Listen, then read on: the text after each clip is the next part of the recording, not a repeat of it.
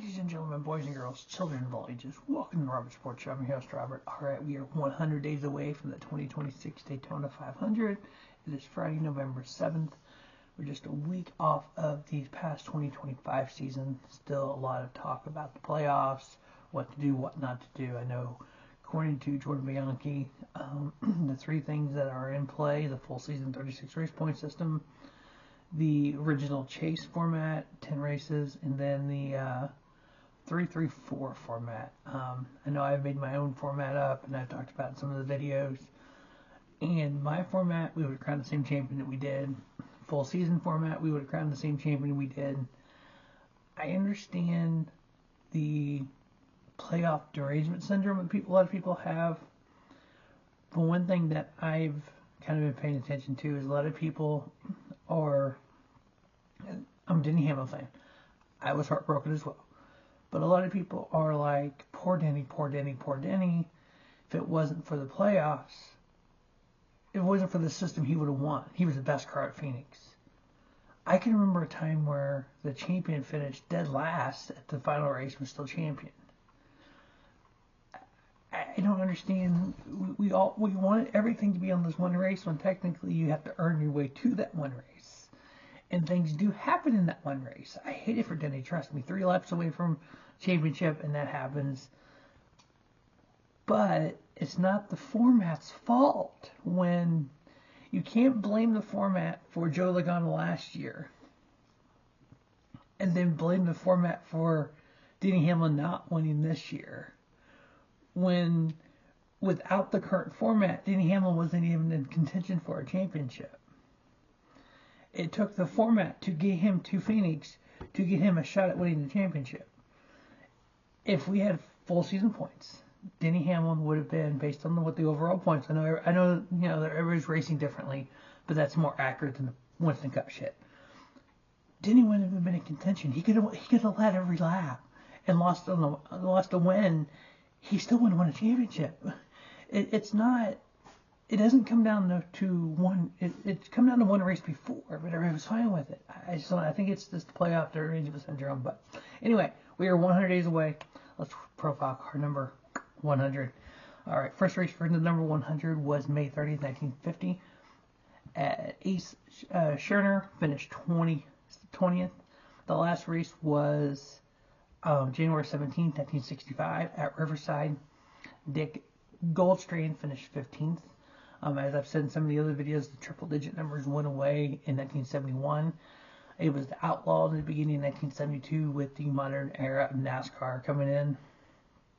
Back in the day, there was 17A, 4X, some weird numbers like combinations. One of these days, I'm going to try to do the research and look up all those that I can find and kind of talk about all of them in one video. But all right, the number 100 actually had 56 starts, so more than any of the one we've done so far. Obviously, tomorrow, 99 and on down to 0 is going to where all the current stats will come from. A lot of the drivers we know, big stat numbers for some of these car numbers. But 56 starts for the number 100, 0 wins, 2 top 5s. The best in this was a 4th. Top 10, 16. Top 20s, 46. 22 times the number 100 was a Chevrolet, 18 times as an Oldsmobile, 9 Plymouth, 3 Mercury, a Chrysler, Ford, and a Hudson Hornet. 16 different drivers drove the number 100. I'm not going to go through the whole list. I'm just going to go to the ones that made multiple starts. Blackie Pitt, 24 starts. He's probably the most famous for the 100. 6 top 10s, average finish of 16.1. John Finley, 7 starts, 1 top 5. Which was a 5th place finish, 2 top 10s, and the average finish of 13.6. Otis Martin, 4 starts, 2 top 10s, average finish 11.8. Ken Milligan, 4 starts, 1 top 10, 13.5 average finish. Bill Morton, 3 starts, 2 top 10s, average finish 9.7. Jack Marsh, 3 starts, 1 top 10, average finish 13.4. Wayne Fielden, 2 starts, 1 top 10, average finish 11.0. And then the best finish in one start for the number 100, 1954. Matter of fact, it was the 1954 champion, Lee Petty. Made 1 start in the number 100, finished 4th.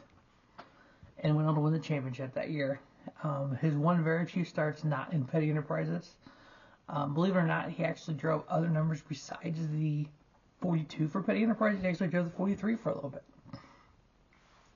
So one reason I kind of started doing this countdown, because once we get to 99, there's going to be a lot of the drivers that we know, like 99 Daniel Suarez and Carl Edwards and Jeff Burton and all them.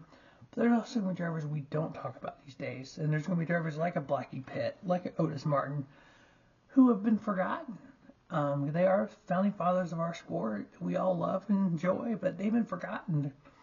And something that in Dave Moody's Speedway series, Legend series, he asked every person on there, the last question is always, how do you want to be remembered?